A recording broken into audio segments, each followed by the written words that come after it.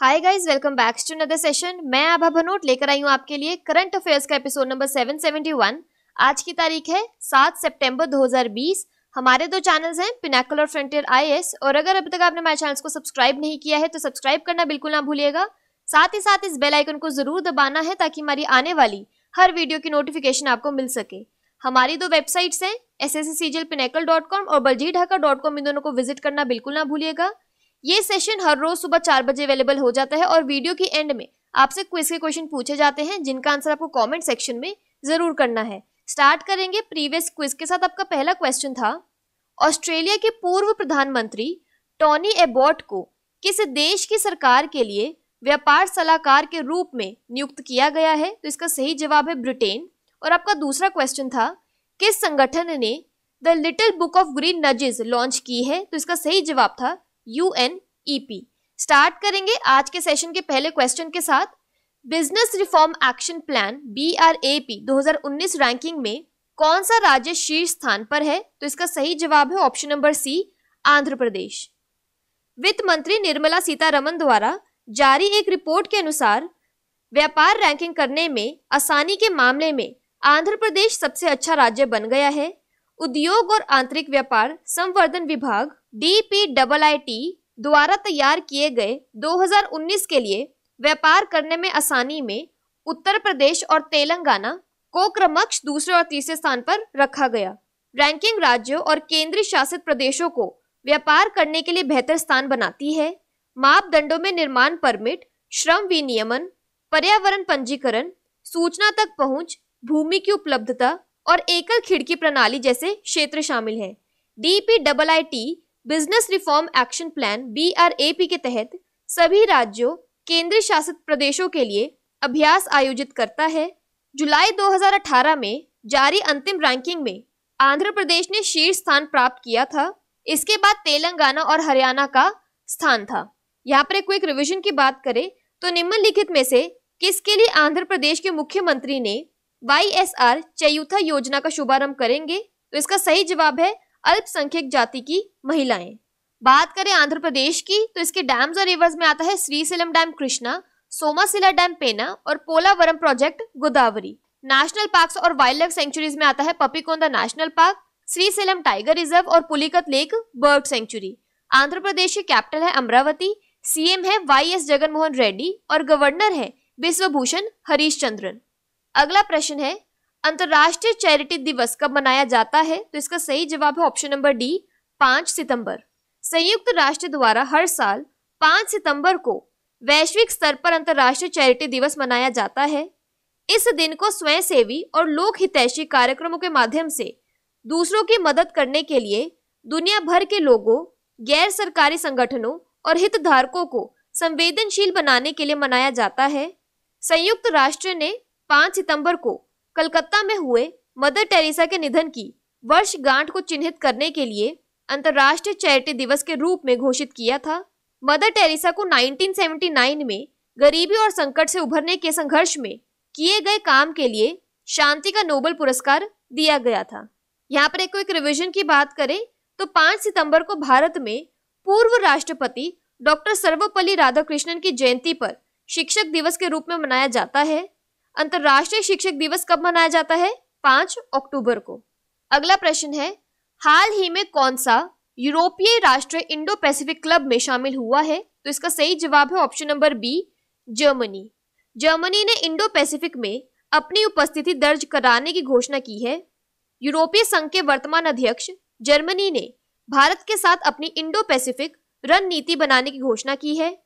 Germany Indo Pacific में शांति लाने के लिए वह भारत और जापान के साथ मिलकर काम करेगा और इसके लिए UN सिक्योरिटी में सुधार लाने में भी समर्थन देगा। फ्रांस के बाद दूसरा यूरोपीय राष्ट्र जर्मनी है जिसने औपचारिक रूप से भारत प्रशांत क्षेत्र के लिए एक रणनीति अपनाई है।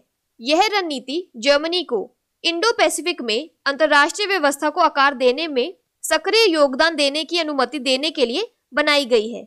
यहाँ पर एक क्विक रिवीजन की बात करें तो किस देश का बुंदेसलीगा फुटबॉल लीग कोविड-19 लॉकडाउन के बाद होने वाला विश्व का पहला प्रमुख खेल आयोजन था? तो इसका सही जवाब है जर्मनी। बात करें जर्मनी की तो इसकी कैपिटल है बर्लिन। करेंसी है यूरो और चांसलर है एंजेला मर्कल। अगला प्रश्न है, G20 देशों के बीच किस देश की अर्थव्यवस्था ने जून तिमाही में सबसे खराब संकुचन देखा है? तो इसका सही जवाब है option number A, Bharat. Bharat का आर्थिक विकास दर G20 देशों में सबसे कम रहा है।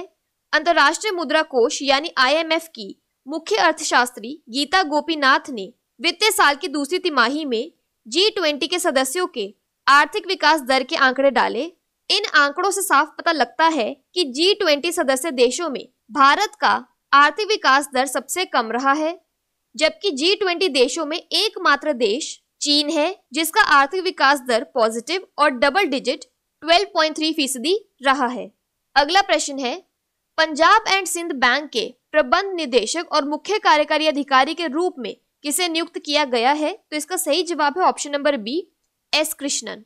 कैबिनेट की नियुक्ति समिति ACC ने एस कृष्णन को पंजाब और सिंध बैंक का प्रबंध निदेशक और मुख्य कार्यकारी अधिकारी नियुक्त करने की मंजूरी दे दी है। वह एस हरिशंकर की जगह लेंगे। ACC ने एस हरिशंकर की नियुक्ति को अधिसूचना जारी होने की तारीख से प्रभावी रूप से सेवानिवृत्त होने तक के लिए मंजूरी दी है। इससे पहले एस कृष्णन कैनरा बैंक के कार्यकारी निदेशक के पद पर कार्यरत थे। अगला प्रश्न है, किस राज्य सरकार ने हाल ही में युवाओं के लिए स्वायम योजना को पुनः आरंभ किया है? तो इसका सही जवाब है option number D, Assam. Assam सरकार ने राज्य के लगभग 2 लाख युवाओं को स्वरोजगार प्रदान करने के लिए एक योजना शुरू की, जिसे स्वामी विवेकानंद असम युवा सशक्तिकरण स्वयं के रूप में जाना जाता है। इसके तहत चयनित युवाओं को व्यवसाय उद्यम शुरू करने के लिए प्रारंभिक धन सीड मनी के रूप में प्रत्येक को 50,000 रुपए प्रदान किए जाएंगे। असम सरकार 1,000 करोड़ बजट के साथ नए सिरे से स्वयं को लॉन्च कर रही है, जो अगले 3 महीनों में बिना किसी बैंकिंग लिंकेज के खर्च किए जाएंगे। यहाँ पर एक क्विक रिवीजन की बात करें तो हाल ही में असम विधानसभा ने मॉनसून सत्र के समापन दिवस पर राज्य की ऐसी मूर्त विरासत की रक्षा, संरक्षण और पुनर्स्थापन के लिए एक विधेयक पारित किया है, जो कि वर्तमान में किसी भी राष्ट्रीय या राज्य कानून के तहत शामिल नहीं है। बात करें असम की तो इसकी फोक डांस में आता है Bihu, UNESCO world heritage sites में आता है Kaziranga national park, national parks में आता है Kaziranga national park, Manas national park, Rajiv Gandhi national park, Orang national park और डिब्रू सैखोवा नेशनल पार्क। असम की कैपिटल है दिसपुर, गवर्नर है जगदीश मुखी और चीफ मिनिस्टर है सर्बानंद सोनोवाल। अगला प्रश्न है, किस भारतीय को महामारी की तैयारियों के लिए WHO के स्वतंत्र पैनल में एक पेन लिस्ट के रूप में नियुक्त किया गया है? तो इसका सही जवाब है option number B, Preeti Sudan. महामारी की तैयारियों और प्रतिक्रिया के लिए विश्व स्वास्थ्य संगठन के स्वतंत्र पैनल ने पूर्व स्वास्थ्य सचिव प्रीति सूदन को दुनिया भर के 11 पैनलिस्टों में से एक के रूप में नियुक्त किया। पैनल के 2 प्रमुखों न्यूजीलैंड के पूर्व प्रधानमंत्री हेलेन क्लार्क और लाइबेरिया के पूर्व राष्ट्रपति एलन जॉनसन सरलाफ ने सूदन की नियुक्ति का फैसला लिया है। सभी पैनल सदस्य अपनी व्यक्तिगत क्षमता में काम करेंगे और अपनी सरकार या विशिष्ट संगठनात्मक हितों का प्रतिनिधित्व नहीं करेंगे। प्रतिष्ठित पैनल में ब्रिटेन के पूर्व विदेश सचिव डेविड मिलीबैंड भी सदस्य के रूप में हैं। उनकी पहली बैठक 17 सितंबर को है। पैनल को यह पता चलने की उम्मीद है कि महामारी कैसे उभरी और देशों को बंद क्यों किया गया। अगला प्रश्न है, किस राज्य सरकार ने हरियाली सुनिश्चित करने और पर्यावरण की रक्षा के लिए आई रखवाली ऐप लॉन्च किया है? तो इसका सही जवाब है option number A, Punjab. Punjab सरकार ने हरियाली सुनिश्चित करने और पंजाब में पर्यावरण की रक्षा के लिए आई रखवाली ऐप को शुरू किया है। ऐप का विकास पंजाब में पर्यावरण को बनाए रखने का प्रयास है। आई रखवाली ऐप लोगों को अधिक से अधिक पेड़ लगाने और ग्रीनरी सेवियर्स बनने के लिए प्रेरित करेगा। संबंधित वन प्रभागीय अधिकारी के संज्ञान में मामला लाकर मोबाइल एप्लीकेशन का इस्तेमाल पेड़ों की अवैध कटाई के साथ साथ जंगलों को किसी भी नुकसान की सूचना देने के लिए भी किया जा सकता है। बात करें पंजाब की तो इसमें आता है Ranjit Sagar dam Ravi, पतियारी dam Indus और पर्च डैम इंडस। पंजाब की कैपिटल है चंडीगढ़, गवर्नर है VP सिंह बदनौर और CM है कैप्टन अमरिंदर सिंह। अगला प्रश्न है, किस भारतीय ऐप को चीनी प्रतिबंधित ऐप पबजी मोबाइल के विकल्प के रूप में विकसित किया गया है? तो इसका सही जवाब है ऑप्शन नंबर सी, फौजी। भारत सरकार ने हाल ही में 118 चीनी ऐप्स पर प्रतिबंध के तहत लोकप्रिय battle royal game PUBG mobile को प्रतिबंधित कर दिया था। बॉलीवुड अभिनेता अक्षय कुमार ने पबजी मोबाइल के लिए एक भारतीय निर्मित विकल्प की घोषणा की है, जिसका नाम फियरलेस एंड यूनाइटेड गार्ड फौजी है। फौजी एकल और मल्टीप्लेयर मोड में खेला जा सकता है। यह गेम अभियान कथित तौर पर भारतीय सुरक्षा बलों के वास्तविक जीवन के मुठभेड़ों पर आधारित होगा। पहला स्तर गलवान घाटी में स्थापित किया जाएगा, जहां जून 2020 में भारतीय और चीनी सैनिकों के बीच हिंसक झड़पें हुई थी। फौजी ऐप गूगल प्ले स्टोर और एप्पल ऐप स्टोर पर मुफ्त में उपलब्ध होगा। खेल अक्टूबर 2020 के अंत तक तैयार होने की उम्मीद है। फौजी द्वारा प्राप्त राजस्व का 20% हिस्सा भारतीय अर्धसैनिक बलों के सदस्यों का समर्थन करने के लिए भारत सरकार द्वारा एक फंड जुटाने की पहल भारत के वीर ट्रस्ट को दान किया जाएगा। अगला प्रश्न है, हाल ही में भारत में विश्वविद्यालय सामाजिक उत्तरदायित्व के तहत कौन सा ऐप विकसित किया गया है? तो इसका सही जवाब है option number B, English pro. केंद्रीय शिक्षा मंत्री ने इंग्लिश प्रो नाम से एक मुफ्त मोबाइल ऐप लॉन्च किया है। मोबाइल एप्लीकेशन अंग्रेजी और विदेशी भाषा विश्वविद्यालय हैदराबाद द्वारा विश्वविद्यालय सामाजिक दायित्व USR के तहत विकसित किया गया है। इसे वर्चुअल मीट में लॉन्च किया गया। यह app university social responsibility USR के तहत विकसित किया गया है, जो देश के किसी भी विश्वविद्यालय द्वारा अविकसित की गई अपनी तरह की पहली पहल है। यह ऐप शिक्षार्थियों को अद्वितीय भारतीय तरीके से भारतीय अंग्रेजी उच्चारण विकसित करने में मदद करेगा।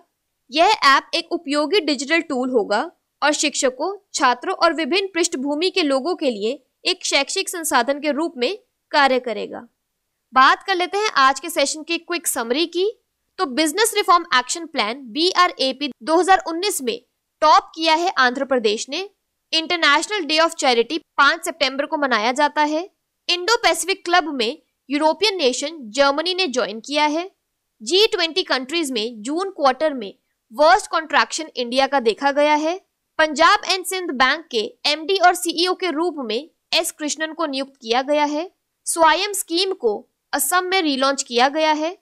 इंडियन पैनलिस्ट प्रीति सूदन को WHO के पैंडेमिक प्रिपेयर्डनेस पैनल में शामिल किया गया है। आय रखवाली ऐप पंजाब में लॉन्च किया गया है। पबजी मोबाइल का इंडियन ऑल्टरनेटिव फौजी बनाया गया है। इंडिया का पहला यूनिवर्सिटी सोशल रिस्पॉन्सिबिलिटी ऐप का नाम है इंग्लिश प्रो। बात कर लेते हैं आज के सेशन के क्विज फॉर द डे की। आपका पहला क्वेश्चन है, किस राज्य सरकार ने हाल ही में युवाओं के लिए स्वायम योजना को पुनः आरंभ किया है? और आपका दूसरा क्वेश्चन है, अंतर्राष्ट्रीय चैरिटी दिवस कब मनाया जाता है? और अगर अभी तक आपने हमारे चैनल को सब्सक्राइब नहीं किया है तो सब्सक्राइब करना बिल्कुल ना भूलिएगा। साथ ही साथ इस बेल आइकन को जरूर दबाना है ताकि हमारी आने वाली हर वीडियो की नोटिफिकेशन आपको मिल सके। हमारी दोनों वेबसाइट्स SSC CGL Pinnacle.com और baljeetdhaka.com को विजिट करना बिल्कुल ना भूलिएगा। Thank you so much.